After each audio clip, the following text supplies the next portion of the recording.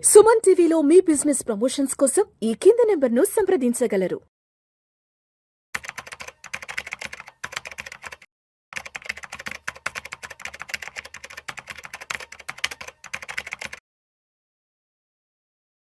Sir Giribabu గారు నమస్తే sir. నమస్తే అండి.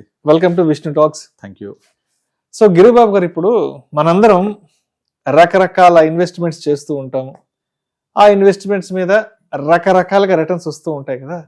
మరి మనం చేసిన ఇన్వెస్ట్మెంట్ సరైనదా కాదా, అదేవిధంగా దాని మీద వస్తున్నటువంటి రిటర్న్స్ అనేవి సరైన విధంగా వస్తున్నాయా లేదా అన్నది ఎలా జడ్జ్ చేసుకోవాలి, ఎలా ఐడెంటిఫై చేసుకోవాలి? ఎందుకంటే ఇక్కడ రిస్క్ రివార్డ్ అనే రెండు ఉంటాయి కాబట్టి ఈ రెండింటిని దృష్టిలో ఉంచుకొని, ఈ రెండింటిని అర్థం చేసుకొని, మనం పెడుతున్న పెట్టుబడి సరైనదా కాదా, దాని మీద వస్తున్న రాబడులు సరైనవా కాదా అని ఎలా మనం అర్థం చేసుకోవచ్చు అసలు? యాక్చువల్గా ఈ టాపిక్ నేను ఎందుకు మాట్లాడదాం అనుకున్నానంటే, ఒక 3 days బ్యాక్ ఒక క్లయింట్ కాల్ చేశాడు.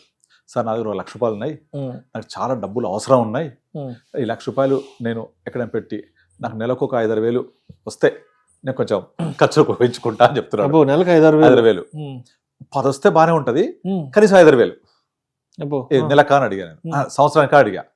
కాదు, నెలకంట. అసలు నెలకు 5-6 వేలు అంటే తెలుసా ఎంత ఇంట్రెస్ట్ అన్న? ఏమో నాకేం తెలియదు అన్నాడు.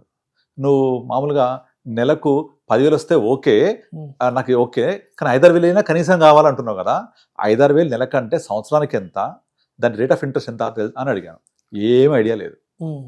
నేను చెప్పాను, ఇదే ₹1,00,000 బ్యాంకులో పెడితే నువ్వు అడిగే 5-6 వేల రూపాయలు సంవత్సరానికి వస్తుంది, అంతే కదా. నెలకు అడుగుతున్నావు, అది పాసిబుల్ అని అడిగిన. ఏమో తెలియదు అని చెప్తున్నాడు. సరే, నాకు అర్థమైంది, నాకేం తెలియదు నిజంగా. సో ఇది చాలా మందికి తెలియదు. నేను నా దగ్గరికి వచ్చిన అందరికీ కూడా అబ్సల్యూట్ అంటే ఏంటి, ఎక్స్ఐఆర్ఆర్ అంటే ఏంటి క్లియర్గా ఎక్స్ప్లెయిన్ చేస్తా. ఎక్స్ఐఆర్ఆర్ అంటే extended internal rate of return, CAGR, compounded annual growth rate. ఇది ఎంత ఉండాలి, ఎంత ఉంటే మీరు సాటిస్ఫై అవ్వాలి, ఇది ఖచ్చితంగా ప్రతి ఒక్కళ్ళకు ఎక్స్ప్లెయిన్ చేస్తాను. ఎందుకంటే ఈ నెంబర్స్ కనుక అర్థం కాకపోతే వాళ్ళు ఎంత రిటర్న్ వచ్చింది, నేను సరైన దారిలో ఉన్నానా లేదా అనేది కూడా అర్థం కాదు. మీరు మెయిన్గా రియల్ ఎస్టేట్, కొన్ని రకాల ఇన్సూరెన్స్ పాలసీస్ ఇక్కడ చూస్తే, ఇన్సూరెన్స్ పాలసీ అమ్మేటప్పుడు ఏం చెప్తారు వాళ్ళు, సంవత్సరానికి ఎంత కట్టాలి, మెచ్యూరిటీ ఏ సంవత్సరంలో ఉంటుంది, అప్పుడు ఎంత వస్తాయి అంటే మనం కట్టేది వేలల్లో ఉంటే లక్షల్లో వస్తాయని చెప్తూ ఉంటారు. కానీ దాన్ని పట్టే పీరియడ్ ఎంత, దాన్ని బట్టి కదా మనం అక్కడ రేట్ ఆఫ్ రిటర్న్ ఎంతో ఎక్సెస్ చేసేది.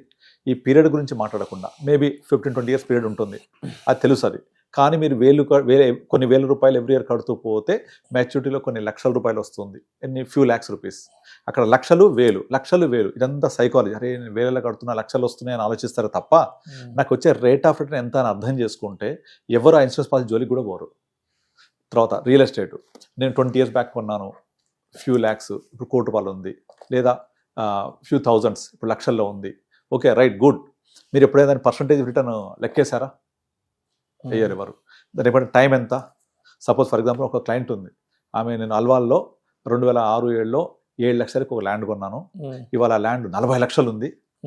2007లో 6-7 ఆ టైంలో కొన్నాను, దగ్గర 18-19 ఏళ్ల క్రితం. 6-7 అంటే ఆల్మోస్ట్ 20 సంవత్సరాలు. 20 ఏళ్లలో 7 లక్షలు పెట్టి కొన్న ల్యాండ్ ఇవాళ 35-40 లక్షల మధ్య ఉంది అంటే 5 times పెరిగింది.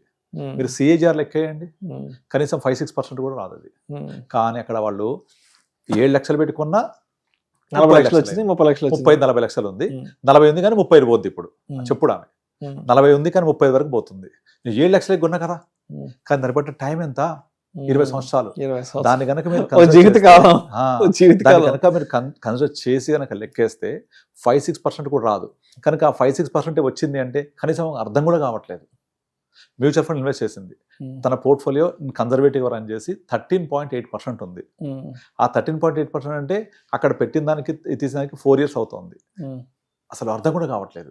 అంటే 13.4%, 13.8% in spite of market down, conservative portfolio per annum ఇచ్చింది. లాస్ట్ 4.5 yearsలో conservative portfolio is a very very good return. మనకు తెలుసు ఆ విషయం. కానీ నేను ఎంత పెట్టాను, ఎంత పెరిగింది, వచ్చిన గ్రోత్ ఎంత, ఆ అమౌంట్ చూస్తారు. కానీ మొత్తం రోజు పెట్టామా? లేదు. స్టెప్ బై స్టెప్ అప్పుడింత పెట్టారు. ఇవి చూడరు. SIPలో కూడా అంతే. నేను 8 ఏళ్ళు పెడతాను SIP, 7 ఏళ్ళు. అప్పుడు కానీ మీరు పెట్టే అమౌంట్ డబల్ కాదు, ఇన్వెస్టెడ్ అమౌంట్ మార్కెట్ వాల్యూ. కానీ 8 years క్రితం పెట్టా డబల్ కాలే, 8 years మీరు అంత రోజు పెట్టలేదు కదా, దానికి XIRR ఉంటుంది కదా, ఆ XIRR ఎంత వస్తుందని చూడాలి. దీనికి ఒక థంబ్ రూల్ చెప్తాను నేను.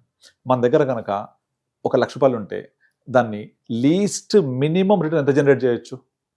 Simple. Bank, state bank of India, the safest bank in India వెళ్తే ఇవాళ ఉన్న రేట్ ప్రకారం 6.5% ఇస్తారు.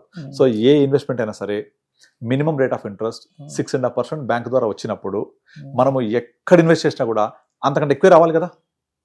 సో దీన్ని ఏమంటాం అంటే ఆపర్చునిటీ కాస్ట్ అంటాం. Opportunity cost says that least risk taken, least efforts you have kept. అసలు ఏం ఎఫర్ట్స్ లేకుండా, బుర్ర ఉపయోగించుకోకుండా, ఏమి చేయకుండా వచ్చే రిటర్న్ 6.5%. దీన్ని స్కేల్ ఆఫ్ 0 to 10 అని రాస్తే ఈ స్కేల్లో 0 అంటే 0 రిస్క్, రివార్డ్ ఈస్ 6.5%. అంటే 1 to 10 స్కేల్లో రాస్తే ఇది 1లో ఉంటుంది అనమాట.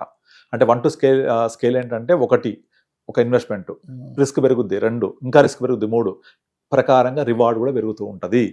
అలా తీసుకుంటే 1లో ఉండేది FD 6%. Number 2 mutual funds. ఎంత రావాలి మ్యూచువల్ ఫండ్స్? మినిమం ఒక 12%, అంటే డబల్ దాన్ ది బ్యాంక్. రెండోది ఆల్రెడీ 6% బ్యాంక్ ఇస్తుంది అంటే ఇన్ఫ్లేషన్ కూడా 6 కదా. సో ఇన్ఫ్లేషన్ తీసేస్తే net return is 0. So bank లో ఇన్వెస్ట్ చేయడం వల్ల ఇన్ఫ్లేషన్ బీట్ చేయరు కాబట్టి నెట్ ఇన్ఫ్లేషన్ ఇస్ 0, రైట్. దాని నెక్స్ట్ లెవెల్కి వెళ్దాం. 2 మ్యూచువల్ ఫండ్స్ 12+ ఇస్తాయి, అంటే బ్యాంక్ అంటే డబల్, ఇన్ఫ్లేషన్ కంటే డబల్. సో ఇన్ఫ్లేషన్ పోతే 6 to 7% వచ్చినట్టే return. Number 3 stock market. Risk ఎక్కువ, రివార్డ్ ఎక్కువ, అక్కడ 18-20 కూడా రావచ్చు, పోతే అది కూడా మొత్తం పోవచ్చు. Number 4 trading. Stock market investment, trading ఎక్కువ రావచ్చు, పోవచ్చు. స్పెక్యులేషన్, F&O ఇంకా రిస్క్, అది డేంజర్. పోతే 50 1 నిమిషంలో పోతాయి, వస్తే 50 వస్తాయి గంట సేపట్లో, కానీ ఎంత రిస్క్. నెక్స్ట్ ఆ పైన క్రిప్టో కరెన్సీ, ఇంకా రిస్క్. అంటే మీరు ఇక్కడ స్కేల్ 1, 2, 3, 4 పైకి వెళ్ళినా కొద్దీ bank FD, mutual fund, stock market, trading, F&O, crypto currency ఇలా పోతూ ఉంటే సినిమా ఇండస్ట్రీ, ఫైనాన్స్ ఉంటుంది, అది 8-10% రిటర్న్ వస్తుంది. కానీ ఎంత రిస్క్ ఉంటుంది? సినిమా రాకపోతే, బయట రాకపోతే మొత్తం పోయినట్టు. ఆ పైన ఇది మన దాని ఏమంటారు, అది మన IPL బెట్టింగ్ ఉంటుంది చూసారా, అలాంటి బెట్టింగ్స్ అవన్నీ కూడా, బెట్టింగ్ యాప్స్, అవి ఇంకా ఎక్కువ రిస్క్ ఉంటుంది. అంటే ఇక్కడ రిస్క్ తీసుకున్న కొద్దీ రివార్డ్ పెరుగుతోంది.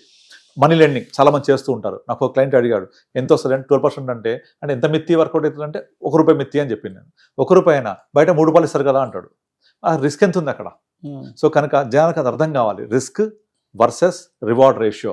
అది అర్థమైతే నేను ఎంత పెట్టాను, నాకు ఎంత వస్తుంది, నేను ఎక్కడున్నాను మంచిగా అర్థమవుతుంది. అయితే మనము నార్మల్గా అందరికీ చెప్పే ఎగ్జాంపుల్ ఏంటంటే, మీరు ₹1,00,000 ఉన్నాయంటే సింపుల్గా తీసుకెళ్ళి బ్యాంక్లో పెడితే 6 వస్తుంది, ఇక్కడ బయట లెండింగ్ చేస్తే 24 వస్తుంది అనుకున్నాం అనుకోండి. 24 is very risky, 6 is 0 risk. So make it average. 6 + 24 30/2 15.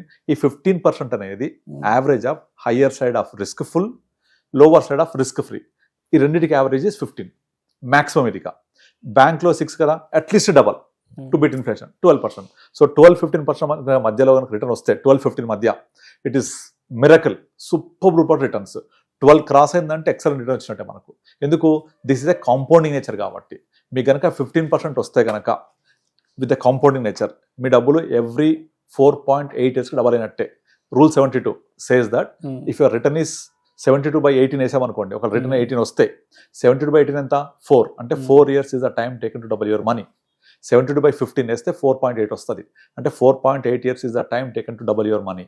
ఇలా కనుక మనకు నెంబర్స్ అర్థమైతే, మనం ఒక ఇన్సూరెన్స్ పాలసీ తీసుకుంటే మనం పెట్టే ఇన్వెస్ట్మెంట్ ఎంత, వచ్చే డబ్బులు ఎంత, ROI ఎంత, రిటర్న్ ఆన్ ఇన్వెస్ట్మెంట్ లెక్కేస్తే 4-5-6% కూడా ఉండదు.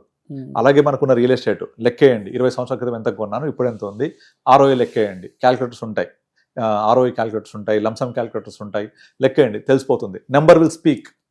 అలాగే ఒక మ్యూచువల్ ఫండ్ కనుక నా పోర్ట్ఫోలియోస్ ఏవి తీసుకున్నా కూడా యావరేజ్గా more than 15% ఉంటాయి. యావరేజ్గా టోటల్ నా 350 crores average return is more than 15%. అందరికి చూపిస్తుంటాను నేను. సో ఆ 15% వచ్చింది అంటే ఇట్స్ అమేజింగ్ రిటర్న్ యాక్చువల్లీ. కానీ కొంతమందికి సాటిస్ఫై కాదు, 15 అయినా అంటారు. అసలు 15 అంటే ఏంటి, దాని నెంబర్స్ యొక్క ఇంట్రెన్సిక్ వాల్యూ ఎంత, కాంపౌండింగ్ ఎంత, ఎన్ని ఇయర్స్ డబుల్ అవుతుంది, అది అర్థం చేసుకోవాలి. అందుకే నేను ఈ టాపిక్ మీతో మాట్లాడదాం అనుకున్నాను. సో నాకు ₹1,00,000 అవసరం ఉంది కదా అంటే 5,000 ఇచ్చినా సరిపోదు, 10,000 సరిపోదు, కానీ వస్తాయా? రిస్క్ ఎంత? నేను అదే చెప్పాను. నన్ను అడిగేవాడు సరిపోయింది, వేరే వాళ్ళని అడుగుంటే కనుక వాళ్ళు మొత్తం గుండుసున్నా పెడతారు, అదే అంతా మోసం చేస్తుంటారు. అట్లా చేయొద్దు. మీరు కంపల్సరీ ఎంత వస్తే అర్థం చేసుకోవాలి. 6,000 కావాలంటే సంవత్సరానికి వస్తుంది బ్యాంక్లో వేస్తే సేఫ్గా. మ్యూచువల్ ఫండ్స్ అయితే 10-12% అంతే. It is compounded again. Right. Okay, thank you sir. Thank you so much Giribabu garu. Thank you అండి.